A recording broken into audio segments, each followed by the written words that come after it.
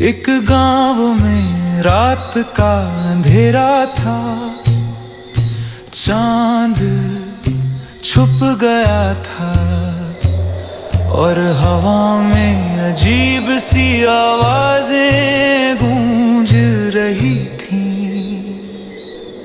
छोटा सईद घर से दूर जा रहा था। अचानक एक काला साया उसके पीछे आ गया। भागो सईद, ये भूत है। सईद का दिल तेजी से धड़कने लगा। सईद ने सोचा, मैं डर जाऊं या लड़ जाऊं।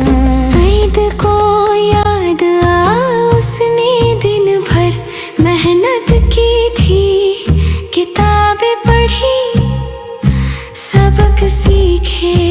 जैसे ही साया करीब आया, दिखा अपना चेहरा, साया रुक गया।